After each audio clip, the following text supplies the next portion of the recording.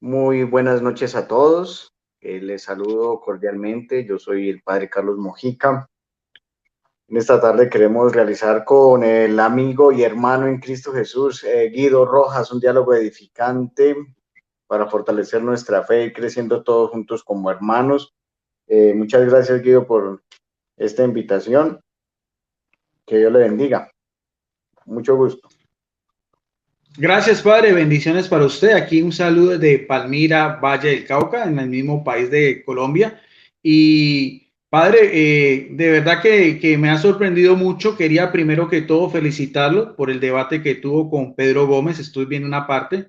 Excelente su exposición desde el tema eclesiológico, toda la estructura que usted le dio. Me pareció interesantísimo. Y de pronto, padre, con un tema que pusimos en común, que es el tema también de los ídolos y las imágenes. Yo creo que es un tema que es muy importante, padre, aclararlo. Y no tanto solo, padre, desde el punto de vista, a veces yo veo que los apologistas lo toman mucho bíblico y todo, pero quisiera también un enfoque también un poco más pastoral, también un poco catequético, que me llamaría mucho la atención. Viviendo pues su misma condición de sacerdote de la iglesia, que nos aclarara algunas dudas que yo sé que la gran mayoría de personas tiene al respecto. Adelante, padre. Bueno, muy bien, buenas noches. Nuevamente saludamos a las personas que se están conectando por este canal, la Apologética Emaús. Pues realmente es algo sencillo que yo he querido iniciar en este canal, no es nada pues con ningún interés, solamente pues evangelizar. Pues miremos el tema de los ídolos, ¿cierto? No sé, Guido, si de pronto me hace una pregunta y la respondo o empiezo así de una forma amplia a exponerlo. No, padre, me gustaría hacerle unas preguntas y después nos vamos al contexto bíblico Ok, para que listo. nos... Padre, yo, pues mi experiencia es de casi 30 años en las cosas de la iglesia y yo veo, padre, en mi humilde opinión, que el tema de lo que son las imágenes en el culto de la iglesia católica, lo veo yo más, el problema en sí, en cuanto al fervor popular, yo lo veo más de orden catequético, pedagógico, que teológico y bíblico. No sé cuál es su opinión, padre, porque ese es el caballito de batalla de las sectas y yo creo que si hay un argumento por el cual muchos católicos han abandonado la iglesia, posiblemente por ignorancia, es precisamente de pronto porque no alcanzan a percibir realmente dentro de la Iglesia Católica qué es el culto a las imágenes. No sé qué opina usted al respecto, padre. Claro, o sea, eso solamente está en la cabeza de nuestros hermanos protestantes.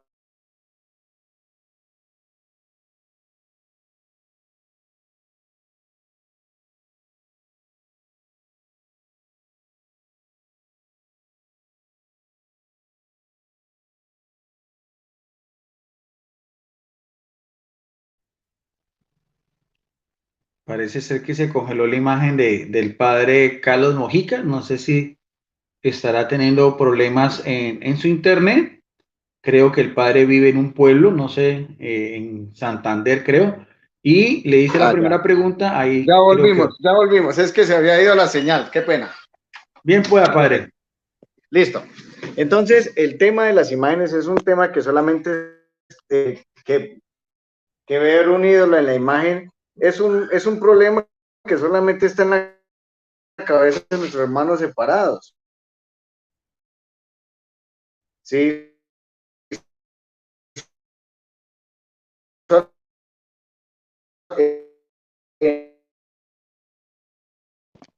Se le está congelando la imagen, padre. que se acerca a una imagen que no es un ídolo.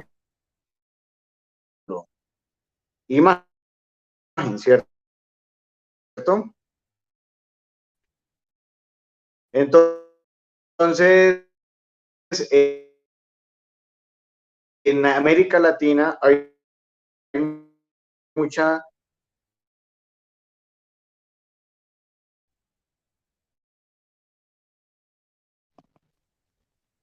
Reverendo, creo que está teniendo problemas con su internet porque se le está congelando Volvió. mucho la imagen.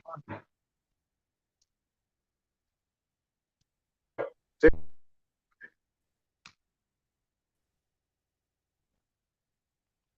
Ahora,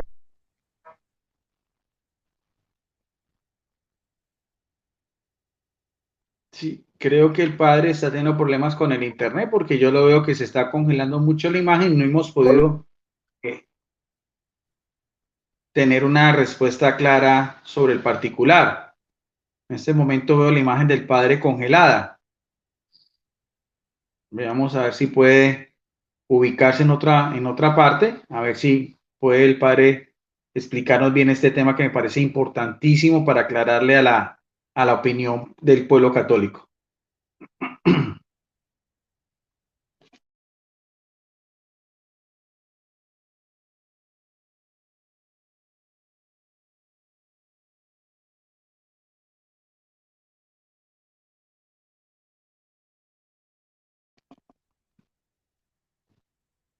Veo la imagen del padre congelada.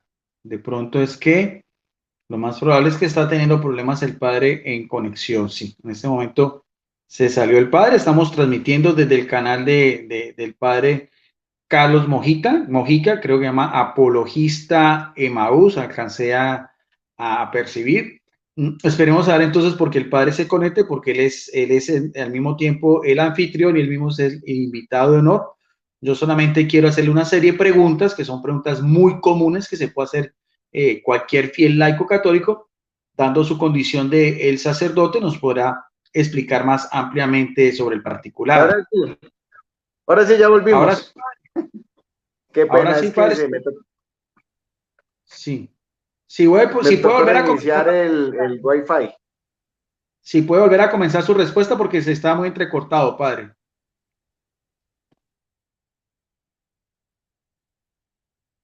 ¿Cómo me dice, Guido? Padre, que si nos puede volver a dar su respuesta porque se entrecortó mucho y no alcancé a escuchar nada. Ah, bueno, listo. Entonces, ahora sí esperamos que ya no nos moleste más el Wi-Fi, qué pena.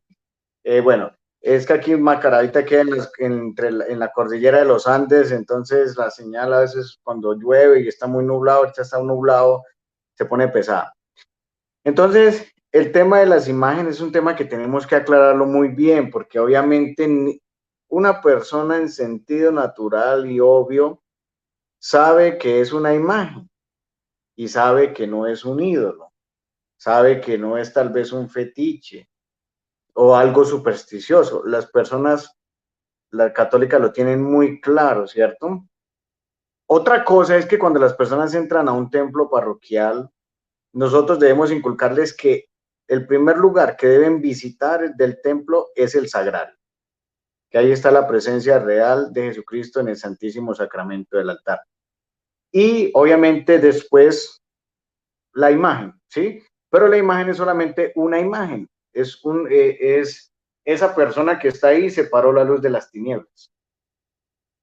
Ese santo que está ahí, por ejemplo, aquí se llama Parroquia San Claudio Obispo Apolinar. San Claudio Obispo, es un padre de la iglesia, por allá del 210. Ese es el patrono de esa parroquia. ¿Qué significa esa imagen? Que esa persona que está ahí separó la luz de las tinieblas, ¿sí? Y eso se llama veneración. Veneración que no es idolatría. Obviamente, pues cuando un protestante quiere ganar un adepto o un prosélito, pues se mete por el tema de las imágenes y confunde y confunde y confunde y confunde, y pues las personas al dejarse confundir, pues, ¿verdad? Pues caen, confunde y reinarás, ¿sí? Dice por allá una frase. Entonces, obviamente, todos los católicos, cristiano-católicos, tenemos que saber que imágenes es una imagen y se venera, es esa persona que está ahí separó la luz de las tinieblas, pero que la adoración principal es al Santísimo Sacramento del altar. Padre, tengo entendido, en su calidad de liturgo, tengo entendido que una de las propuestas del Concilio Vaticano II era un culto más restringido a las imágenes en las parroquias, precisamente para que no hubiera tanta confusión en lo que es culto, pues, de Jesucristo en la Eucaristía. Eso es verdad, sí, se hizo propuesta. A ustedes como sacerdotes se les inculca a sus obispos de que pronto el culto a las imágenes sea un poco más restringido o que no vaya de pronto a desviar la atención a lo que usted mismo decía, la presencia de Jesucristo en el sacramento de la Eucaristía y en la custodia. Sí, exacto. Eso lo encontramos en la Sacrosanctum Concilium del Concilio Vaticano II. En la Sacrosanctum Concilium habla del orden y moderación y ubicación de las imágenes. ¿Sí? Y obviamente cuando se va a restaurar un templo o cuando estamos arreglando el templo, remodelándolo. Por lo general nosotros recurrimos a un arquitecto que tenga algo de formación litúrgica. Y ese arquitecto nos recomienda, en base a sus estudios y la liturgia que se le inculca, hay arquitectos que, o sea, en ese sentido saben más que uno. Entonces ellos, por ejemplo, yo aquí estoy arreglando el templo, ellos le expresan a uno, bueno, esta imagen queda aquí bien, esta imagen queda aquí bien, cuál sería la teología de este altar, ¿sí? La teología del altar mayor es la teología de San Claudio, ¿sí? Digámoslo así, pero la imagen central es Cristo. Entonces, el Concilio Vaticano II sí habla en la Sacrosanctum Concilium de la ubicación, moderación y la ubicación correcta de las imágenes en el templo, ¿sí? De eso sí lo habla, ¿cierto? Pero entonces nosotros debemos obviamente preguntarle a arquitectos que tengan formación litúrgica que nos ayuden pues a promulgarlo, porque es que, por ejemplo, hay templos que la ubicación de las imágenes me llevan al Santísimo. Esa debe ser como la teología, que la ubicación de las imágenes me lleven al Santísimo Sacramento. Pero obviamente el esplendor del templo debe también manifestarse, porque eso mueve a la oración y mueve a la devoción. Se nos fue el hermano Guido. Bueno, mientras que él vuelve, entonces, en el templo de Salomón, que fue más o menos en el año 800 antes de Cristo, 900, 800 antes de Cristo, en el templo de Salomón habían imágenes, ¿cierto? Primera de Reyes 6:23, si no estoy mal, vamos a buscarlo. Primera de Reyes, en el capítulo 6. Aquí dialogamos mientras entra Guido. Venga, aquí me está pidiendo el ingreso. Listo. En Primera de Reyes 6:23 creo que encontramos, dice, hizo en el Debir 2 querubines de manera de acebuche de 10 codos de altura. O sea, ahí nos está hablando de la casa de oración que es el templo, ¿sí? Si ustedes pueden buscar en Facebook, en Apologética Emmaus, yo di una clase sobre una visión panorámica del Antiguo Testamento. Creo, si no en otro momento lo manifestamos, sobre la construcción del primer templo de Jerusalén. Mire lo que dice en Primera Reyes 6:23. Está hablando de la casa de oración que es el templo. Dice, hizo en el Debir 2 querubines de madera de acebuche de 10 codos de altura. Un ala del querubín tenía 5 codos. Y a la otra ala del querubín 5 codos. 10 codos desde la punta de una de sus alas hasta la punta de las otras, de la otra de sus alas. Entonces fíjense que en el templo de Jerusalén habían imágenes. Entonces obviamente el tema de las imágenes es un tema que se debe dialogar con los liturgos, con arquitectos que sepan de liturgia para la correcta ubicación y moderación, y eso lo habla la Sacrosanctum Concilium del Concilio Vaticano II. Bienvenido, Guido, nuevamente, se había ido. Sí, sí, no, pero está bien, alcancé a escucharle, padre, pero de pronto quiero hacer un poquitico lo que es el tema del abogado del diablo para que de pronto usted nos ahonde un poco más el tema con el respeto que se merece y que es importante ese tema. Padre, yo veo y que a veces los protestantes ven, por ejemplo, cuando un católico, yo siempre le llamo pues la fe del carbonero, que teológicamente se le llama pues a la fe del común del católico. Padre, ¿qué podemos decir cuando la persona llega a la iglesia y empieza a tocar la imagen y empieza a hablarle? Entonces, a veces eso confunde. Entonces, ¿cómo se puede interpretar ese fervor popular a veces del común de la gente, padre? ¿Cómo lo interpretaría usted o qué clase de catequesis le daría a la persona como si estuviera hablando con la imagen, como si estuviera viva?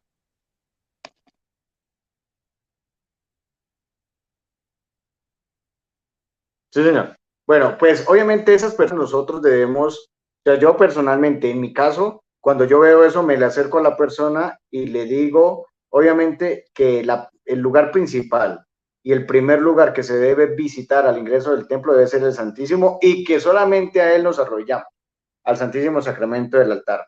Cuando vemos que una persona hace eso, pues uno le catequiza a la persona, porque es que en América Latina hay mucha devoción popular, bastante devoción popular. Hay muchas advocaciones, hay tanto pues a la Virgen, hay mucho.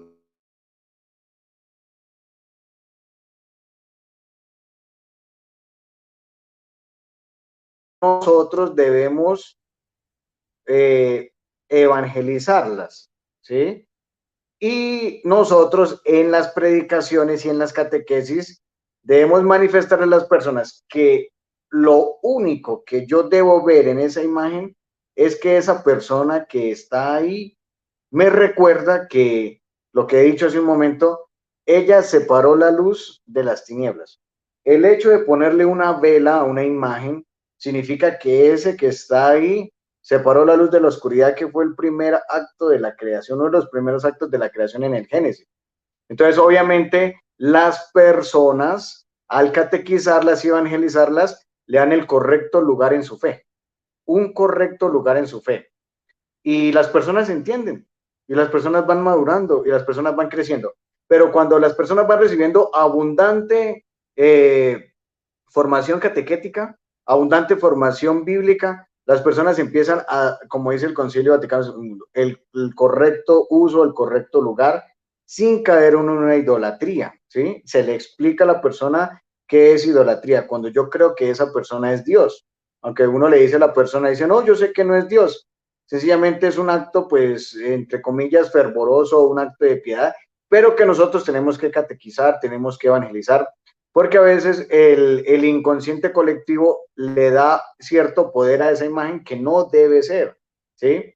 Entonces, nosotros realmente en la iglesia tenemos que catequizar bastante esta religiosidad popular para que no se nos salga pues de las manos. No se, yo, por ejemplo, le digo a las personas, llegan que el santo de su devoción, el santo de su devoción, pero no comulgan, esa no es una fe verdadera, no es una fe verdadera. Que son los priostos de la fiesta de la Virgen del Carmen, ¿cierto? Y, por ejemplo, esos priostos ni comulgan, ¿cierto? En la misma misa, ¿cierto? Entonces, eso hay que decirlo. Hay que decirle a las personas que lo principal es la adoración eucarística. Uno cree que si le dice la verdad de ellos los pierde. No. Esos priostos de cualquier advocación se dejan evangelizar, se dejan ayudar y entienden las cosas, ¿cierto? Entonces, yo pienso que nosotros debemos, como católicos, apuntarle mucho a la evangelización, ¿sí? A centrarnos en la adoración eucarística, y como dice el Sacrosantum Concilio, este documento, esta constitución dogmática, como lo dice, esto es el correcto lugar y el orden de cada una de las imágenes. Padre, y entrando un poco más en materia, a veces uno escucha mucho y este tema es importante cuando se habla de las 1000 vírgenes. Por ejemplo, padre, en donde yo vivo, en la catedral, que está consagrada a Nuestra Señora del Palmar, es un cuadro, pero veo yo también que en la nave lateral donde está el cuadro, también el cura párroco ha puesto, por ejemplo, la imagen de Fátima, de Perpetuo Socorro, de la medalla Milagro. Padre, eso a veces no distorsiona un poco, porque a veces el católico a veces piensa a cuál virgen me la acerco, o cuál es a veces más poderosa, si la medalla milagrosa o la Virgen del Carmen. ¿Usted ve esa realidad también en la iglesia como un presbítero, padre? Claro, sí. Ese padre hay que, pues, evangelizar. ¿Por qué? Porque a veces lo que yo he visto en algunos hermanos sacerdotes que deben corregir es que salen de una novena a la Virgen de Lourdes y siguen la novena a San Petronilo, y después a los 15 días la novena a otro santo. Entonces, no sé qué intención tengan en hacerlo, ¿verdad? Porque la fe ya no pasa a ser, ya deja de ser cristológica y se vuelve pues una fe de imagen y de puras imágenes. Entonces obviamente eso confunde claramente, ¿sí? Ese padre en ese lugar debería obviamente tener una sola imagen a la Virgen, En la parte de abajo tiene que decir el nombre de esa advocación, el nombre de esa imagen, para que la persona lo entienda muy claramente. Pero claro, eso confunde, eso debería pues corregirlo el obispo lo corrige bastante, ¿cierto? Los obispos realmente últimamente en ese sentido de la devoción popular le han puesto pues mucho cuidado porque ha habido peligros, ha habido excesos. Y obviamente el padre que pone la imagen de la Virgen del Perpetuo Socorro, la imagen de la Virgen del Carmen, eso confunde, no debe ser así. Solamente una imagen en esa.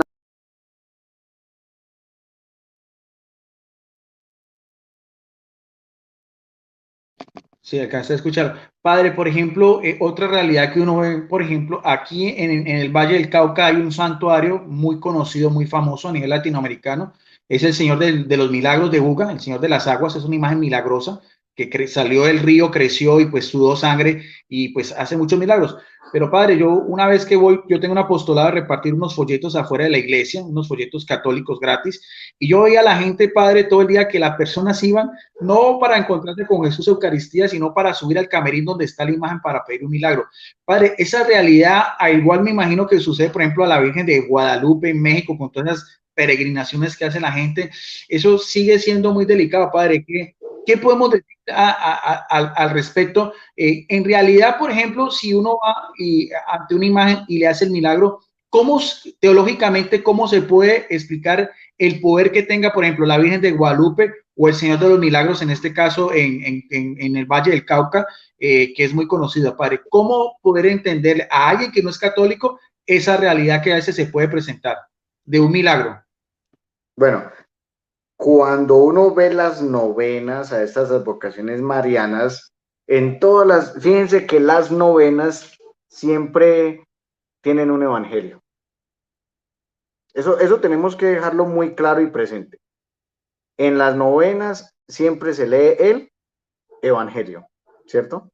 Espéreme un segundo, que es que tengo aquí una pastora alemana esta que aúlla mucho. Regáleme un segundito. Qué pena.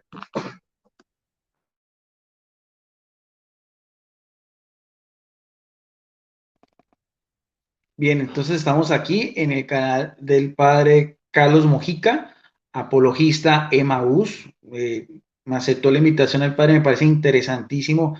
Un sacerdote joven, un sacerdote pues, con mucho celo apostólico, y estamos hablando de este tema sobre los ídolos y las imágenes. Adelante, padre. Listo, qué pena. Es que tengo una pastora alemana que se llama Celestina. Le pusimos nombre de madre superior, entonces estaba que aullaba por ahí. Bueno, fíjense que en las novenas, al final, siempre van autorizadas por el obispo. Las novenas siempre tienen la lectura del Evangelio, siempre se ora el Padre Nuestro, siempre se ora el Dios te salve y el Gloria, los gozos. Entonces, si uno mira la intención del escrito de la novena, son eminentemente cristológicos, ¿sí? Eso hay que tenerlo presente, son eminentemente cristológicos. Entonces, ese aspecto tengámoslo claro, porque las personas que oran con las novenas leen el Evangelio todos los días, rezan el Padre Nuestro todos los días y el Dios te salve. Entonces, eso es algo valioso. Yo les voy a comentar un testimonio. Mi mamá me cuenta que cuando yo nací, yo tenía problemas de epilepsia. Cuando tenía 3 meses de nacido, me acercaron allá, aquí en San José de Miranda, hay una advocación a la Virgen de los Remedios. Mi mamá me dijo que después de la misa el padre hizo una presentación de los niños a la Virgen Nuestra Señora de los Remedios.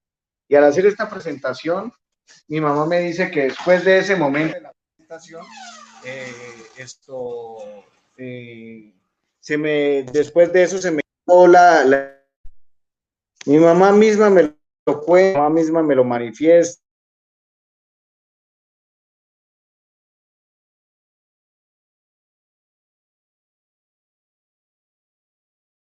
Otra vez la señal, ahí volvió. Eso. Yo, por ejemplo, tengo una devoción a la Virgen del Milagro de Tunja. No sé si la hayan escuchado. Yo en mi vida 3 veces le he hecho la novena a la Virgen del Milagro de Tunja. Tiene, como les digo, lectura del Evangelio, un testimonio, el Padre Nuestro, el Dios te salve, el Gloria, y los gozos, que son cristológicos y tienen mariología. Y yo, por ejemplo, las 3 veces que le he hecho la novena a la Virgen del Milagro, a mí me ha concedido lo que yo le he pedido. Pero ¿qué hace uno?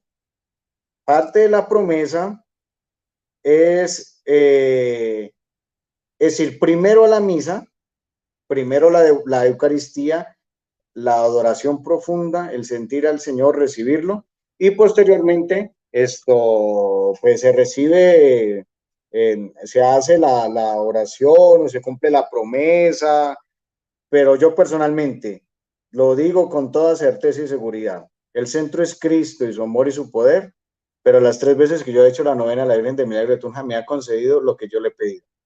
Pero sin olvidar que el centro es la adoración eucarística. Parte, ustedes los que me escuchan, parte de la devoción popular es las promesas que se hagan, es ayudar a los pobres, ¿cierto? Para aterrizar en la vida cristiana lo que se quiere vivir, ¿cierto? Entonces hay que tener un justo equilibrio y la virtud está en el medio, dice Aristóteles, pero el centro es Cristo Jesús. Interesante, padre, ¿por qué no nos explica, ya que usted conoce mucho más esos temas, explicar a la gente qué son sacramentales, padre? Porque tengo entendido, no es lo mismo un sacramento, un sacramental, y en los sacramentales están las imágenes, la medalla milagrosa, el escapulario, las mismas procesiones, el Via Crucis. ¿Por qué a veces la gente le da más importancia a los sacramentales que a un mismo sacramento como es la Eucaristía, padre? ¿Qué nos puede usted ahondar un poco más sobre lo que son los Sí, sacramentales, padre? a ver, primero miremos qué es sacramento. Un sacramento, ¿qué es? Es un signo visible. Primero hablamos de sacramento. El sacramento es un signo visible, visible. Se bautiza, se le echa agua, ¿cierto? El 31 de octubre voy a tener un debate con un muchacho, Laux Ortega, algo así, sobre el bautismo por ablución. Se tiene que ver el signo que es el agua que cae en la cabeza del niño y lo tiene que empapar, porque la palabra bautismo significa sumergir, es empapar. Viene del hebreo baptisein, ¿cierto? Entonces, a ver, se tiene que ver ese signo. En la confirmación se ve el signo, el crisma. En la confesión, el signo, la absolución. O sea, los sacramentos son signos visibles de la gracia de Dios y que son instituidos por Jesucristo. Entonces, ¿qué pasa con los sacramentales? Los sacramentales es el agua, el aceite, la sal. Entonces, ¿qué sucede? Hay personas que cuando uno celebra la misa, esto, al final de la misa dice, Padre, hágame el favor y me bendice esta sal. Padre, hágame el favor y me bendice esta agua. Yo se la bendigo. El agua que yo bendigo, la bendigo con la fórmula del sábado santo. ¿Sí? Con la fórmula del sábado santo yo bendigo el agua de las personas, ¿cierto? Incluso con la fórmula bautismal, y eso le da un poder y una autoridad a esa agua que es una criatura de Dios, ¿cierto? La sal. Yo le pregunto a la persona, ¿usted para qué necesita la sal? ¿Cierto? Ay, no, que para echarle a la sopa porque el esposo es muy bravo a ver si se le quita. No, ¿cierto? O sea, esas ideas supersticiosas no están bien, ¿cierto? Que el aceite, bendígame este aceite que es para echarme en las rodillas que me duele en la cabeza cuando me da dolor, ¿cierto? Entonces, ¿qué pasa? Uno le hace una bendición dejándole claro a las personas que lo más principal son los sacramentos. Pero, por ejemplo, el agua bendita es un sacramental, el aceite bendito es otro sacramental, ¿cierto? A ver, la sal, ¿cierto? La sal es un sacramental. Entonces, ¿qué pasa? Las personas la usan en su devoción popular, pero tenemos que dejarles muy claro que lo principal es la comunión eucarística. Eso le digo yo siempre a las personas. Hay personas que no comulgan y al final de la misa llegan y dicen, Padre, écheme agua bendita. O que, perdón, es al contrario, comulgan y después de la misa dicen, Padre, écheme agua bendita. Le digo, no, pero usted ya comulgó, ¿cierto? Ya comulgó. Usted comulga, viene a misa, comulga y, y que va a tomar agua bendita porque, no sé, tiene alguna sintomatología del mal. No, pero usted comulgó. Dentro de ti está el Santísimo Sacramento del altar. Dentro de ti está el Señor, ¿cierto? Entonces, ¿qué pasa? Las personas usan los sacramentales, pero tenemos que darles el lugar que se merecen, el lugar correcto, el lugar necesario. Por ejemplo, la Iglesia Católica celebra la misa crismal. En la misa crismal se bendice el aceite, se bendice el santo, se consagra el santo crisma y se bendice el óleo de los enfermos, ¿cierto? Por la oración de bendición y de consagración, si ustedes y yo nos damos cuenta, son eminentemente cristológicas. Por eso yo cuando le bendigo a las personas el agua, hago la oración que se usa el sábado santo en la misa de la vigilia, ¿cierto? Y tiene poder, ¿cierto? Tiene poder. Hay personas que llegan y dicen, Padre, yo le eché el agua bendita que usted me dio y se calmó todo. Porque es que el demonio, a través de 3 formas, molesta a los seres humanos. La primera es la posesión, la segunda es la obsesión y la tercera es la infestación. La posesión y la obsesión son en el ser humano.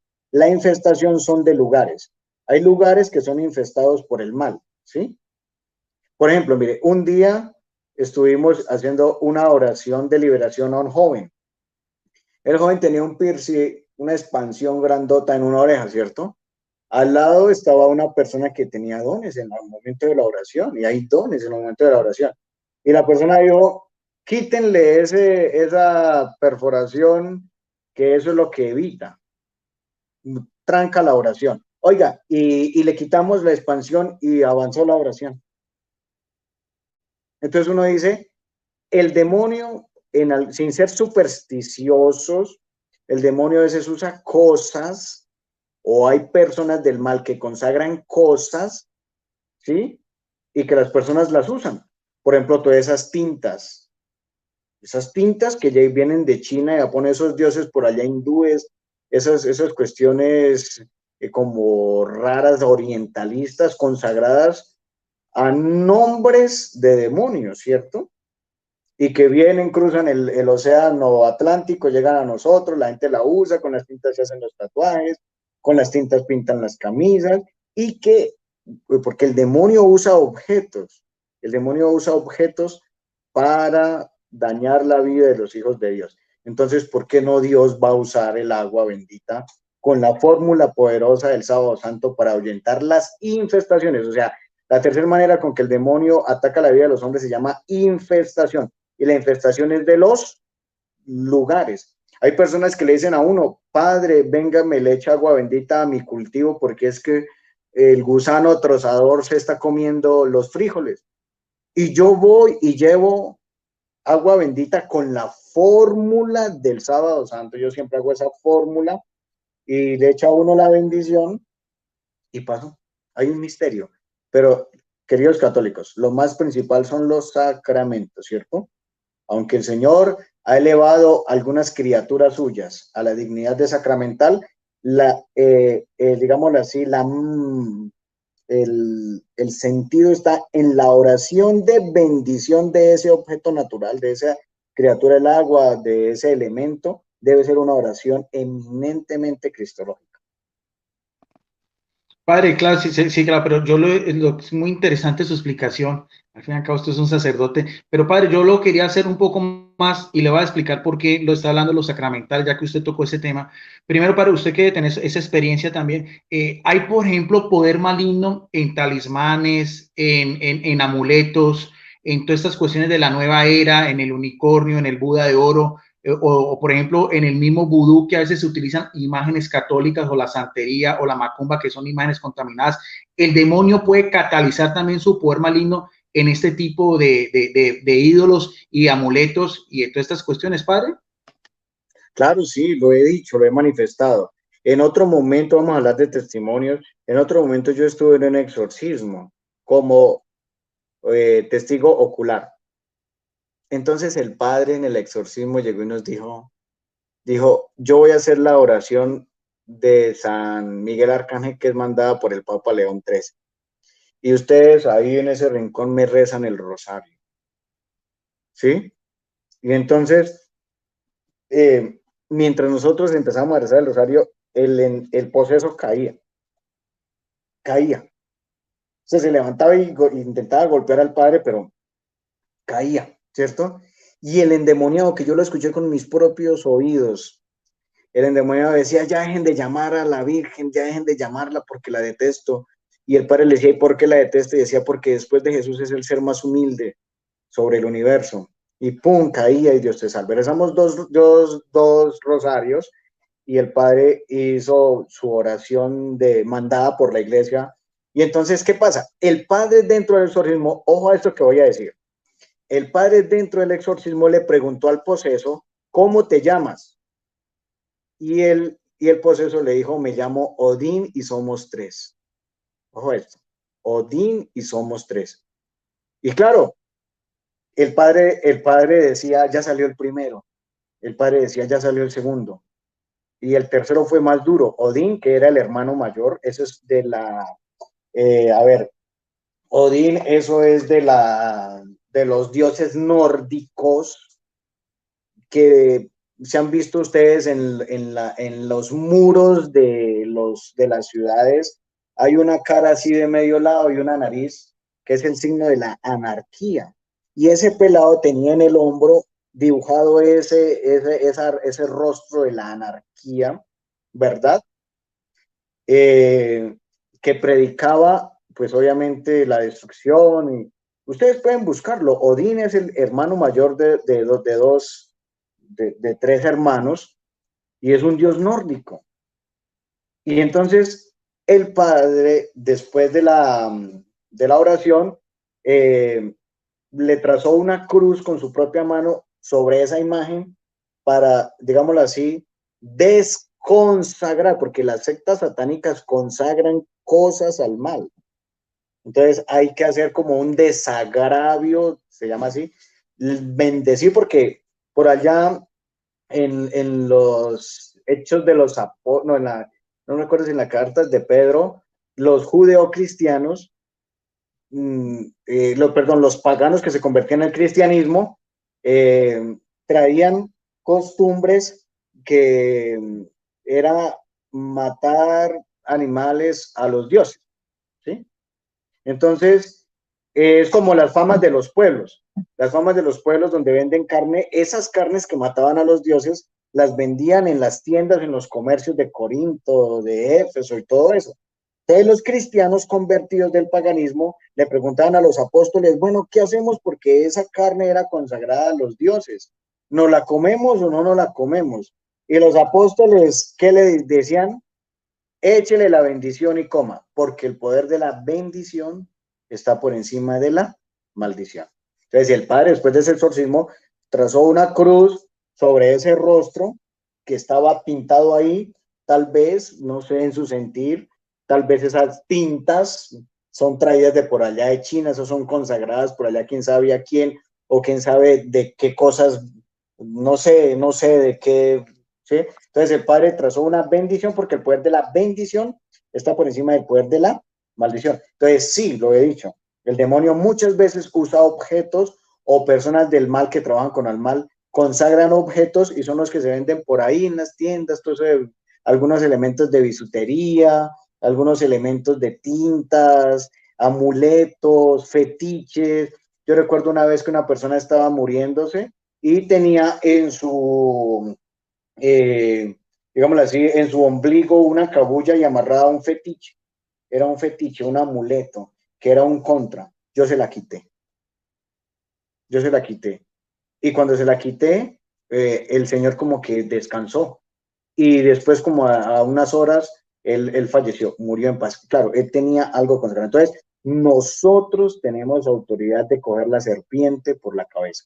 Entonces, eso hay que tenerlo muy claro. Pero el poder de la bendición está por encima de la maldición. Padre, y esas imágenes que se utilizan, lo que decía en el vudú, en la santería, en la macumba, que son a veces imágenes o de San Pedro, o de la Virgen María, o de San Cayetano, pero para ellos son esos dioses que catalizan. Podríamos hablar que esas son imágenes contaminadas, Padre. Perdón, me vuelvo a repetir la pregunta. Es que estoy aquí con mi sobrino, entonces. Padre, Vaya, tranquilo, pase. cuando uno pasa por esos centros, Señor, ahora sí vuélvame a decir la pregunta. cuando uno Padre, cuando uno pasa, a veces pasa uno por esos centros de esoterismo o en el vudú, en la macumba o en la santería, donde se utilizan imágenes católicas o de la Virgen María, de San Pedro, de San Cayetano, de Santa Marta, pero para ellos son diferentes, lo que llaman loas o los macumba y toda esa cantidad que son sus dioses. Esas imágenes son contaminadas a pesar de que son imágenes representativas del culto católico y el demonio pudo actuar en medio de esas imágenes también para realizar actos aparentemente milagrosos, Padre. A ver, primero tenemos que saber que eso de santería, de vudú, de brujos, es un interés eminentemente económico. O sea, tenemos que saber lo que es eminentemente económico. Yo conozco personas que, a ver, venden un toro que vale 600,000 pesos y van y se lo dan al brujo, porque el brujo le dio una pócima, el brujo le dio una receta para yo no sé qué cosa, ¿cierto? Entonces, primero tenemos que saber que esas personas trabajan es por dinero, dinero, dinero. Ellos es un interés eminentemente monetario. Claro, cuando se va a esos lugares, ¿sí? Se ven esas imágenes, imagen del uno, imagen de Cristo, imagen de la Virgen, imagen de Santa Marta, imagen de aquí, de allá. Ellos la usan para dar confianza pensando de que son creyentes cuando no son verdaderamente creyentes, ¿cierto? Entonces, el mal usa muchas maneras para atacar, para detener, eh, a veces nosotros de la infancia, de la adolescencia, por ejemplo, nos llevaban a lo que no sé qué era un médico, pero esto es dado como parte criolla, digámoslo así. A veces que lo llevaban uno que le sobaban el estómago porque se descuajó, decimos en Colombia, que porque la rodilla se le dislocó y todo eso, y fue y lo sobó. Hay algunas personas que en ese momento llegan y dicen unas oraciones secretas. Eso puede traer consecuencias negativas para la vida de la persona. No vamos a hacerle predicación al mal. Por eso, queridos creyentes, para concluir esta parte, tenemos que creer en el poder de la bendición que está por encima del poder de la maldición. Cuando nos dan la bendición con el Santísimo, es una bendición poderosa.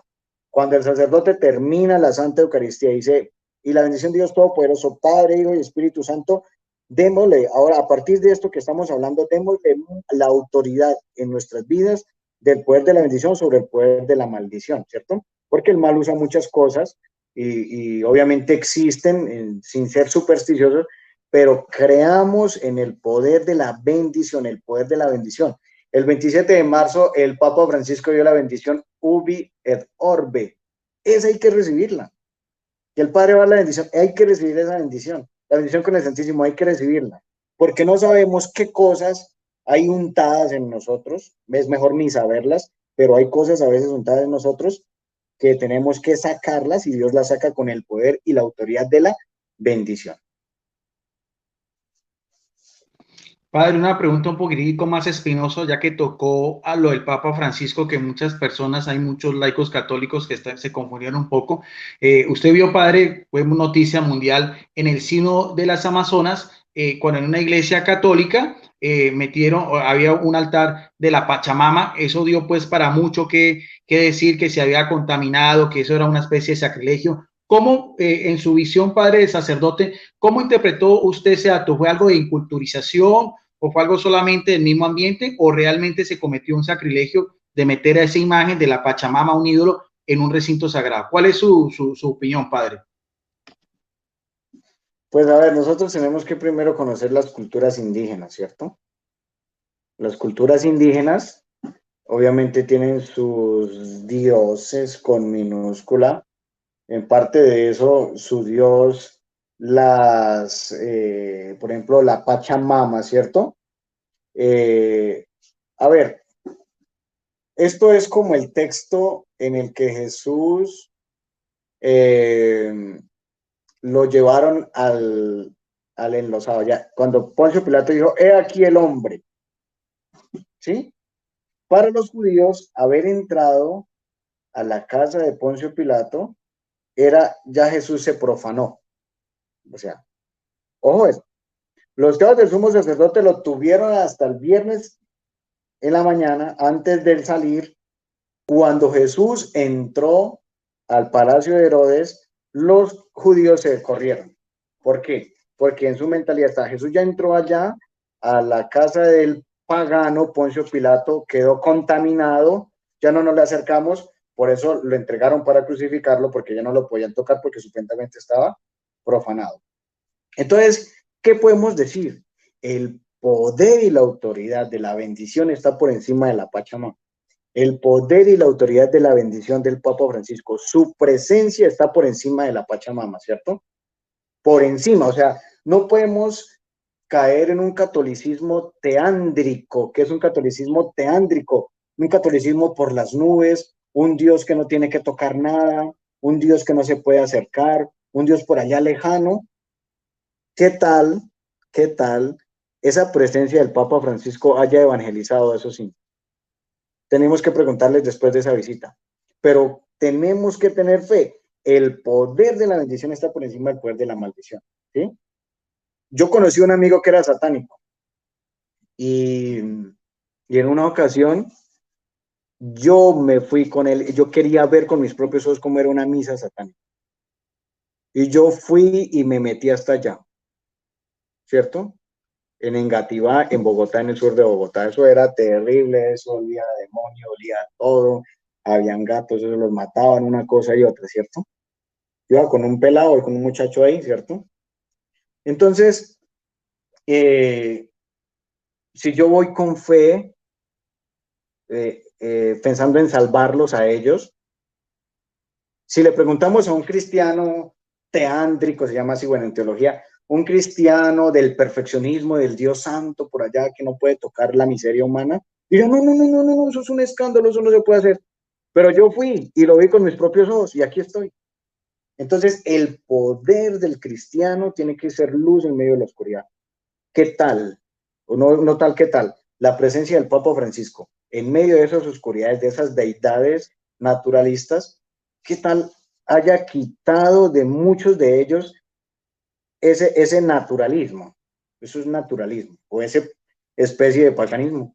Porque el poder de la bendición está por encima del poder de la maldición y eso tenemos que estar seguros. Miren, ¿qué hacía Pedro, el Papa, en Roma, antes del 66 de su muerte? Él iba a los prostíbulos. ¿Qué es peor, ir a un prostíbulo o a ver lo de la Pachamama?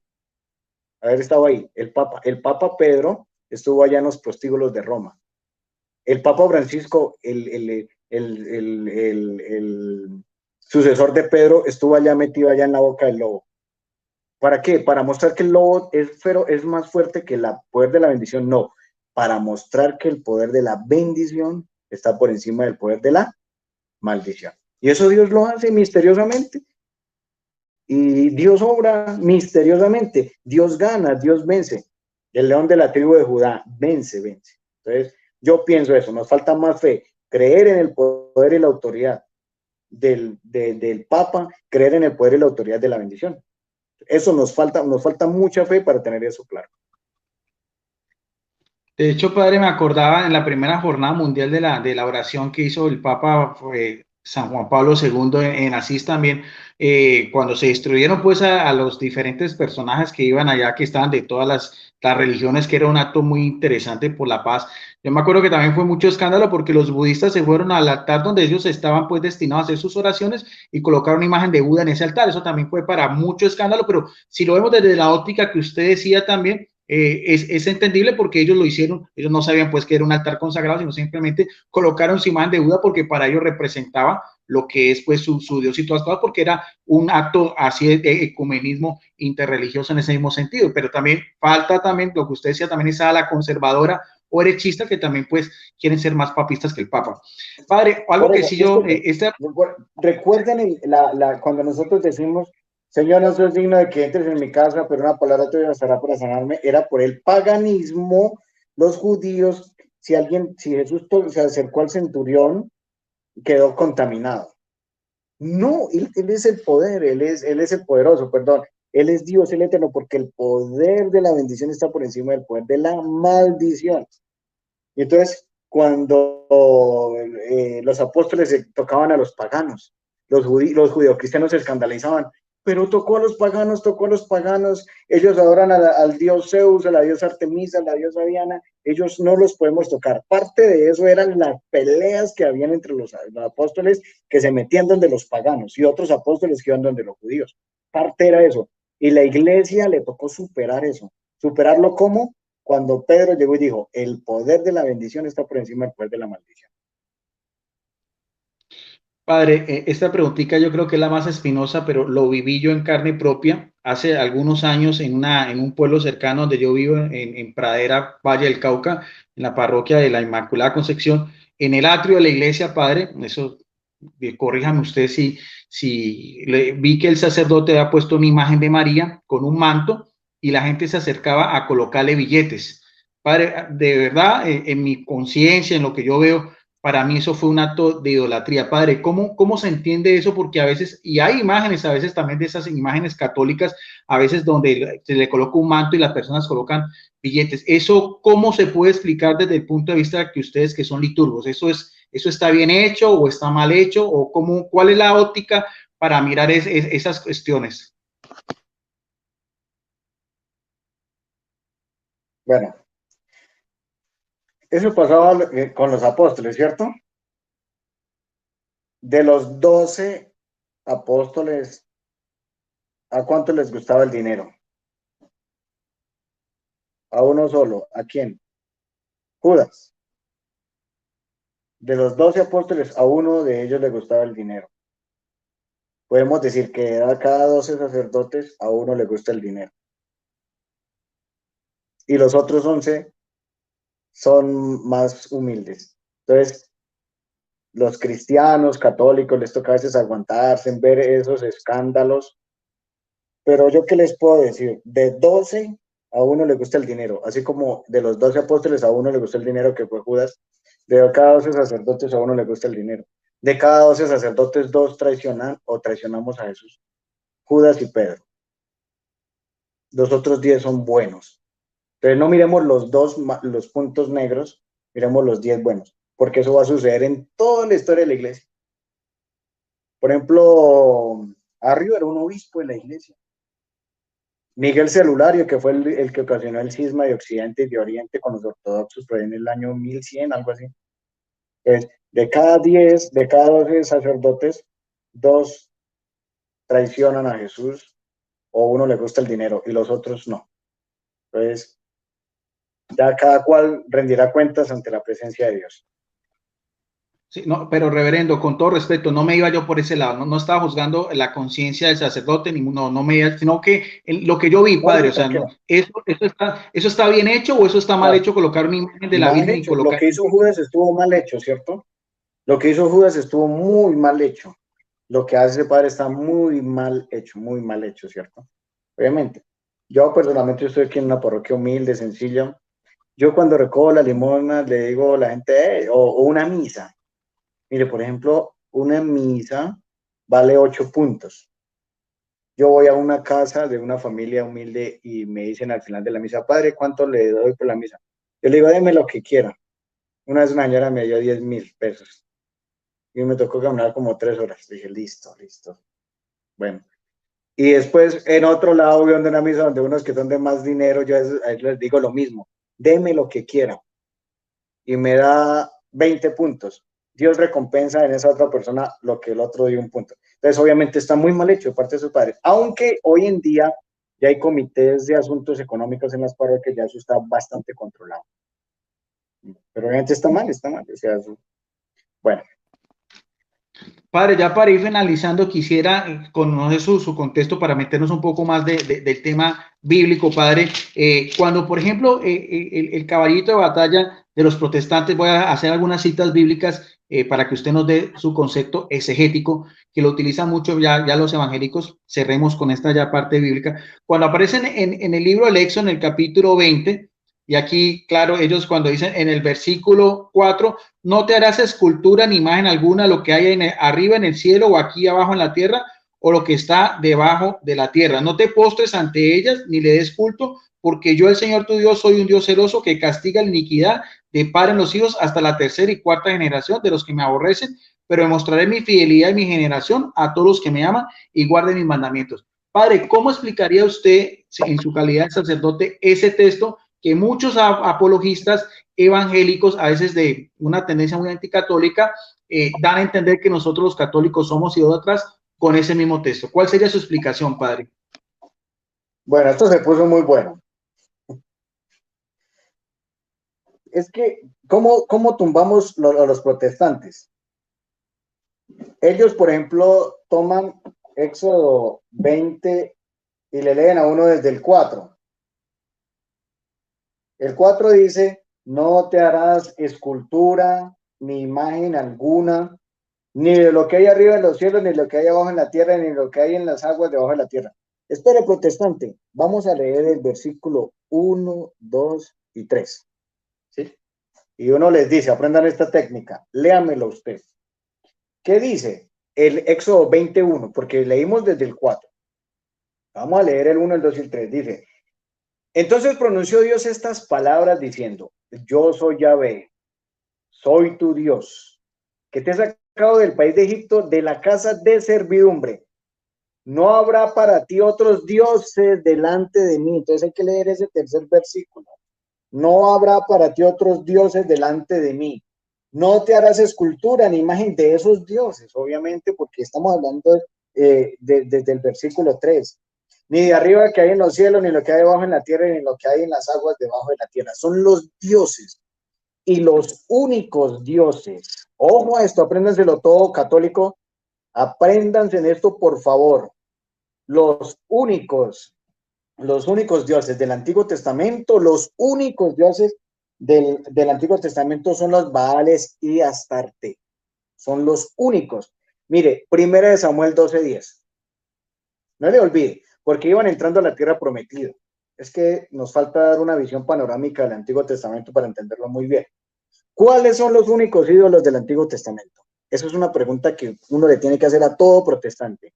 Dígame cuáles son los ídolos del Antiguo Testamento. Y empiezan la Virgen del Carmen. No, pero la Virgen del Carmen no existía, la Virgen no existía en esa época. No, que San Claudio, no, pero no existía en esa época. Que el Señor, pues, de la imagen del pues, uy, no, dígame, protestante, ¿cuáles son los ídolos del Antiguo Testamento? Y la respuesta la encontramos en todos los profetas. ¿Se acuerdan el profeta Elías que peleó contra los 500 sacerdotes de quién? ¿De quién eran esos 500 sacerdotes? De Baal. Eso, muy bien. Los Baales y Astarte. Mire lo que dice 1 Samuel 12:10. Clamaron a Yahvé diciendo, hemos pecado porque hemos abandonado a Yahvé, servidor a los Baales y a los Astartes. Pero ahora líbranos de las manos de nuestros enemigos y te serviremos. Los únicos ídolos del Antiguo Testamento son los Baales y Astarte. Cuando los endiosaron, se acuerda que cuando los israelitas estaban recibiendo las tablas de la ley, en la parte de abajo, ellos hicieron un carnero de oro. ¿Cómo eran los Baales, amigos católicos? Los Baales que eran unos carneros sentados, eran de 2 metros de alto, eran de oro macizo, con las manos de esta manera, acostaban a los niños, los degollaban y la sangre caía al suelo. Esos eran los Baales del Antiguo Testamento. Y Astarte, pues es, bueno, la diosa de la fertilidad, de la abundancia y todo eso. Por eso Dios no permitió que lloviera sobre la tierra 3 años, me parece que fue, por el castigo, porque ellos adoraban, mataban los niños a los Baales y a los Astarté les pedían que lloviera, Dios dijo, pues no va a llover por creer en esos dioses. Entonces, en Éxodo 20, tenemos que leer, por favor, hermanos católicos, siempre díganle al protestante, leamos los versículos anteriores. El versículo anterior dice, no habrá otros dioses delante de mí. Y los dioses del Antiguo Testamento son los Baales y Astarté nomás. No existía la Virgen María, no existía San Claudio, no existía San Pedro, no existía San Luis, no estaban ellos. Los únicos ídolos del Antiguo Testamento son los Baales. Y aquí entró otro punto, ya que me preguntó que este tema es supremamente fascinante. Una de las maneras que usan los protestantes para ganar un adepto es, llegan y le dicen, pero la Iglesia Católica cambió los mandamientos. Y entonces llega y el que está en la casa, cuando llegó el protestante, le dice, la Iglesia Católica cambió los mandamientos, pero ¿cómo así? Dice, sí, mire, el primer mandamiento dice, no habrá para ti otros dioses delante de mí, no te harás escultura ni imagen. Entonces llegan y le dicen al católico, mire lo que dice Éxodo 20, la Iglesia Católica cambió los mandamientos. Entonces el católico dice, oiga, sí, cambiaron los mandamientos y nos empezamos a enredar. ¿Qué le vamos a responder a ellos cuando nos lo digan? Por favor, aprendan en esto muy bien. Y vamos a buscarlo en los Santos Evangelios. Vamos a buscar Marcos, capítulo 12, versículo 28. Ojo a esto. Marcos 12, 28. Dice, acercándose uno de los escribas que les había oído y viendo que les había respondido muy bien, le preguntó, ¿cuál es el primero de todos los mandamientos? Ojo, católicos, aprendan esto. ¿Cuál es el primero de todos los mandamientos? Guido, active su micrófono. ¿Qué tenía que responder Jesús? Amar a Dios sobre todas las cosas. ¿O qué esperaban ellos que Jesús respondiera? Algo que no, algo por el cual ellos podían hacerlo pues, caer de que la pregunta que le hago, Guido, con todo respeto. ¿Cómo, Mire, padre? o sea, ¿cuál era el mandamiento principal en el Antiguo Testamento? La Shema, padre, ¿no? ¿Cuál era el mandamiento principal en el Antiguo Testamento? Adorarás al Señor con todo tu corazón, con toda tu mente y con toda tu alma. No, el mandamiento principal en el Antiguo Testamento era... No. ¿Cuál era el primer mandamiento del Antiguo Testamento? No tendrás dioses fuera de mí. No te hagas escultura ni imagen, lo que hay arriba en el cielo, abajo de la tierra. Eso era lo que el fariseo estaba esperando que Jesús le respondiera, ¿cierto? Ojo a esto. Le pregunta el maestro de la ley, le pregunta, maestro, ¿cuál es el principal de todos los mandamientos? El fariseo estaba esperando que Jesús le respondiera, no tendrás dioses fuera de mí, ni te hagas imágenes de él. Eso era lo que estaba esperando el fariseo que le respondiera. Y Jesús, decimos aquí en Colombia, pailas, lo desmochó. Jesús no le respondió lo que el fariseo quería que Jesús le respondiera. ¿Y qué fue lo que Jesús le respondió? El principal de todos los mandamientos es, escucha Israel, el Señor nuestro Dios es el único Señor. Y amarás al Señor tu Dios con todo tu corazón, con toda tu alma, con toda tu mente y con todas tus fuerzas. Y amarás al prójimo como a ti mismo. Ojo, el fariseo estaba esperando que Jesús le respondiera, no tendrás dioses fuera de mí. Y Jesús no le respondió eso, nana y cucas. O sea que Jesús fue el que cambió el primer mandamiento de Éxodo 20. Por eso en la Iglesia Católica, en la comunión, los niños se aprenden. El primer mandamiento es amarás al Señor tu Dios con todo tu corazón. Porque Jesús fue el que cambió el mandato de los dioses del Antiguo Testamento por el mandato del amor que es superior. Entonces, aprendan en eso, hermanos católicos, porque es que a veces llegan y confunden y toda la cosa.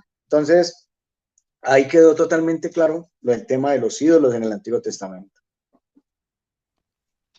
Padre, me parece interesantísimo esto y quisiera finalizar porque le propuse una hora, porque me parece que los videos de una hora son muy concretos, no tan largos.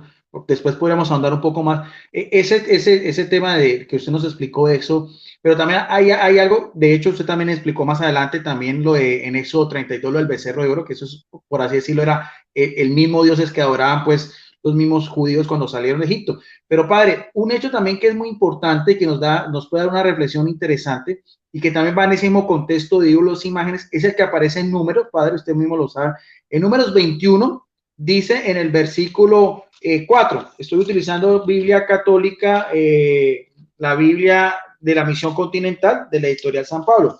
Dice así: la serpiente de bronce, partieron de Or de la montaña camino del Mar Rojo para rodear la tierra de Edom. En el camino empezó a impacientarse el pueblo, que murmuraba contra el Señor y Moisés, diciendo: ¿por qué me sacaste de Egipto para hacernos morir en el desierto? No hay pan ni agua y estamos ya hartos de esta comida miserable que era el maná. El Señor envió entonces contra el pueblo serpientes venenosas que los mordían y hacían morir a muchos israelitas. El pueblo fue a decir a Moisés: hemos pecado murmurando contra el Señor y contra ti. Pide al Señor que aleje de nosotros las serpientes. Moisés intercedió por el pueblo, por parte de eso, para que usted nos explique lo que es la intercesión. El Señor dijo a Moisés, el mismo que prohibió pues la serpiente, el becerro de oro, dice, hazte unas, en el versículo 8, hazte una serpiente de bronce, ponla sobre el asta, los que hayan sido mordidos al mirar sanarán. Moisés hizo una serpiente de bronce y la puso sobre un asta. Cuando alguno era mordido por una serpiente, miraba a la serpiente de bronce y quedaba curado. Padre, quiero que ahorita nos explique eso, cómo es posible que Dios, el mismo que prohíbe imágenes, en este caso también está haciendo una imagen y con poderes curativos. Pero lo importante del caso, padre, es también la otra parte para que usted nos dé la explicación completa, porque a veces los evangélicos y los apologistas sacan a colación después lo que aparece en el segundo libro de Reyes, en el capítulo 18, lo que fue el rey Ezequías, rey de Judá. El año tercero de Oseas, hijo de Elá, rey de Israel, comenzó a reinar Ezequías, hijo de Acaz, rey de Judá. Tenía 25 años cuando subió al trono y reinó 29 años en Jerusalén. Su madre se llamaba Abi y era hijo de Zacarías. Aquí es importante esto, padre, porque quiero que me explique, porque a veces parecía que hubiera una dicotomía entre un texto y el otro, porque aquí dice, hizo lo que es justo a los ojos del Señor, o sea, lo que era agradable. ¿Y qué era lo que era agradable ya en este periodo, que ya no es el periodo del Éxodo, sino el periodo, pues, de lo que fue la división del reino y toda esa misma apostasía que habían pasado? Dice, como su padre David, colocando de referencia, ¿qué dice? Suprimió las colinas, hizo pedazos las estrellas, arrancó los hipos sagrados y machacó la serpiente de bronce, la misma que estamos hablando en Números 21, que Moisés había hecho, pues hasta entonces los israelitas le quemaban incienso y le llamaban Nehustán. Padre, catequéticamente, apologéticamente en la exégesis, ¿cómo podemos hacer el empalme de esos dos textos? ¿Qué es lo que pasa ahí, padre?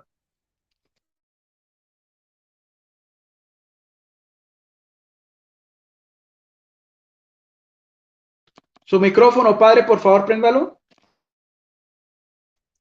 La Biblia no prohíbe imágenes, prohíbe los ídolos. Los ídolos. O sea, en Éxodo 20 está, no tendrás dioses fuera de mí, no te hagas imagen, pero de esos dioses.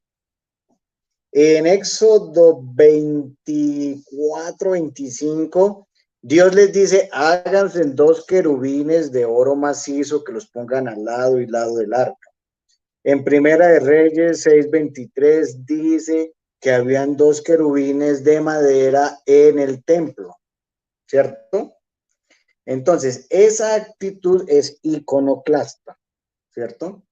De haber roto, dañado la serpiente de bronce, es una actitud iconoclasta y de rebeldía, ¿cierto?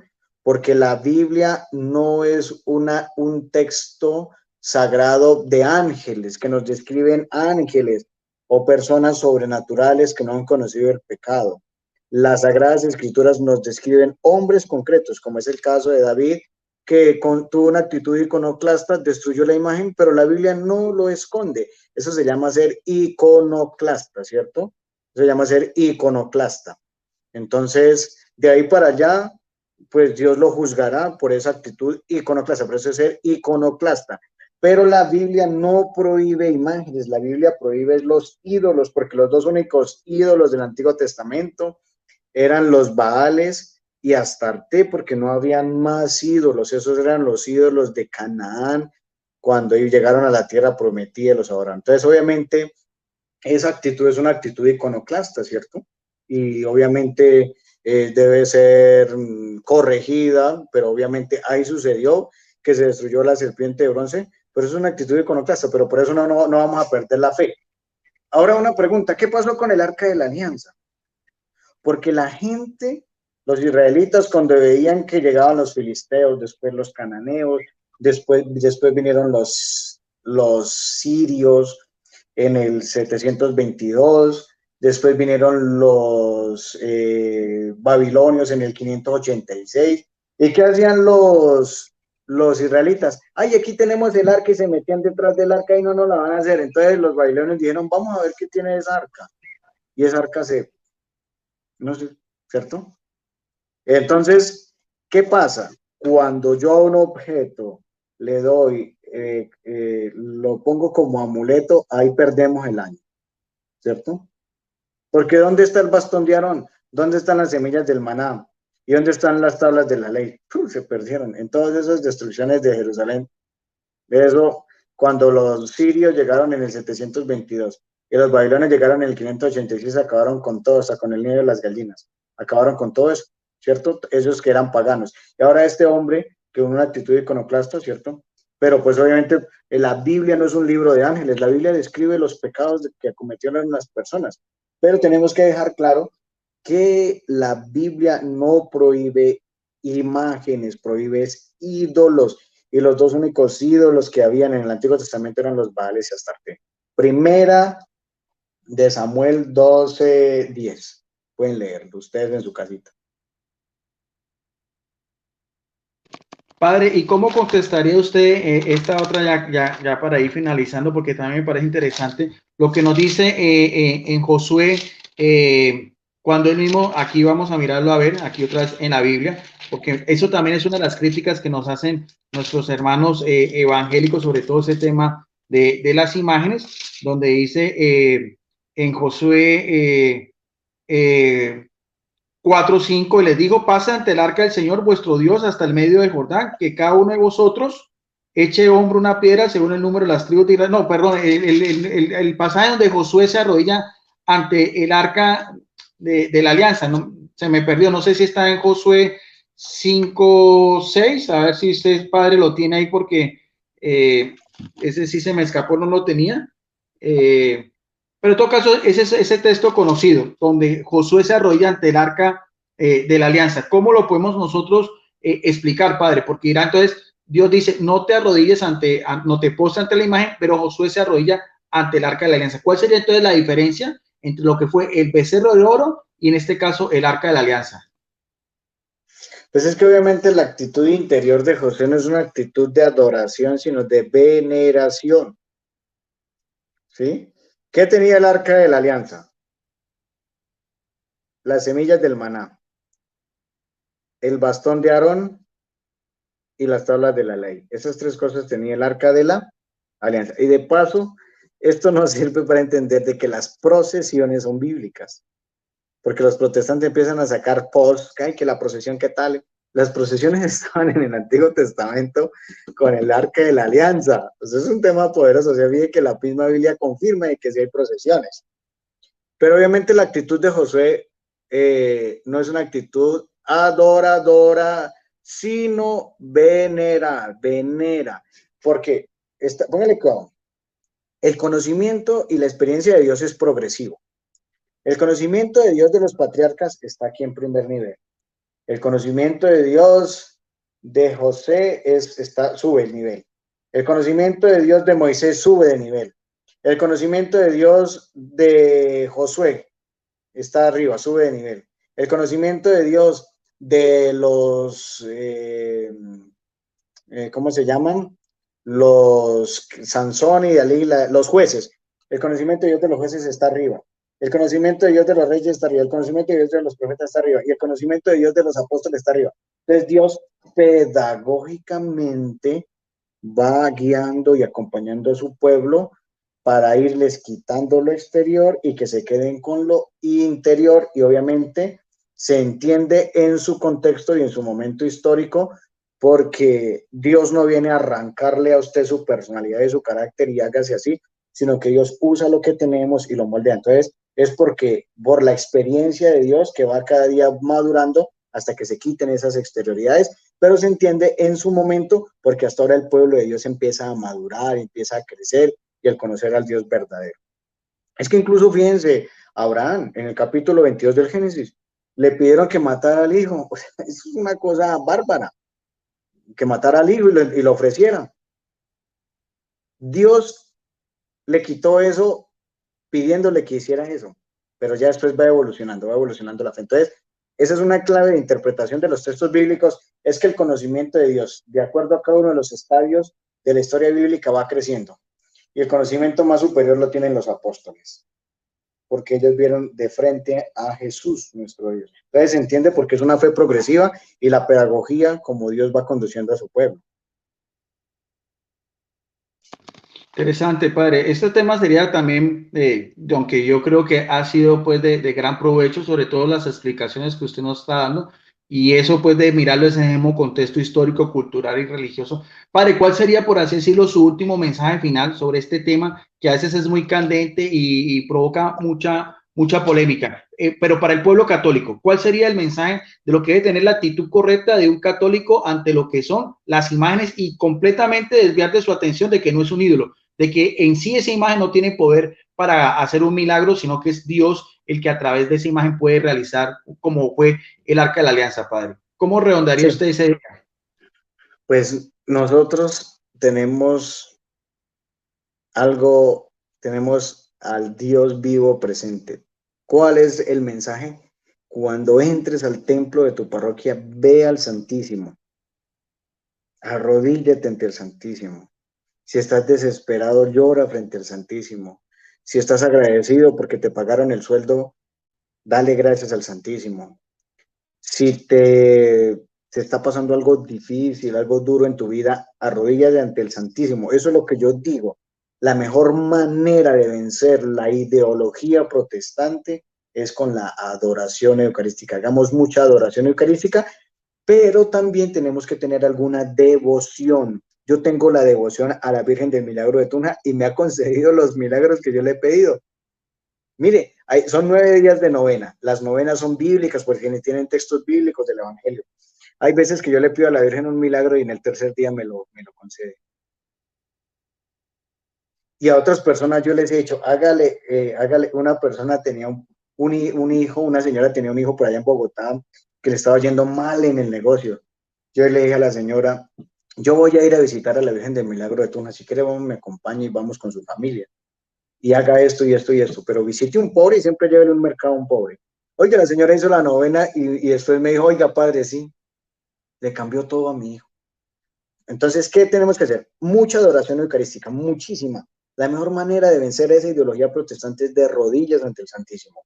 Y lo segundo, tenemos que tener una advocación mariana en nuestra devoción. Yo tengo la Virgen del Milagro de Tunja en mi devoción. Yo siempre que voy a Tunja le pido el favor a las hermanas allá que me dejen celebrar la misa, la celebro y le doy gracias. Y a mí me ha concedido lo que yo he necesitado. Eso ha sido un misterio, ¿cierto?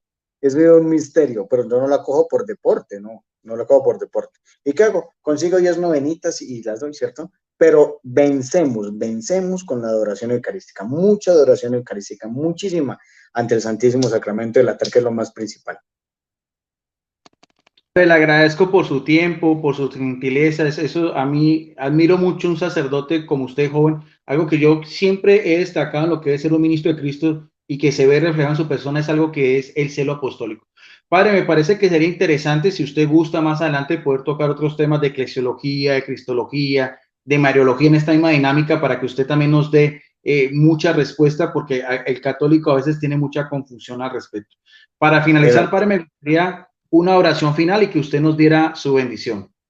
Bueno, que el Señor ilumine las tinieblas de nuestros corazones, nos conceda fe recta, esperanza cierta, caridad perfecta y humildad profunda, sentido y conocimiento para que cumplamos con el santo y verdadero mandamiento del amor. Y que el Señor, por el amor que le tiene a la Virgen Santísima, nos envíe su bendición toda poderosa, la del Padre, la del Hijo y la del Espíritu Santo. Amén. Muchas gracias a quienes nos acompañaron, 8 personitas. Bueno, vamos a agradecerles, que Dios les pague, ya se lo vamos desde Costa Rica, no sé, dice Juan 14:6, Rosa Isela, hay algunas personas ahí, bueno, entonces se trata de que compartamos y evangelicemos. Yo muchas gracias, Guido, por esta invitación y que pasen buena noche. Gracias, padre. Nos vemos en otra oportunidad. Bendiciones. Listo, ok, bueno, chao.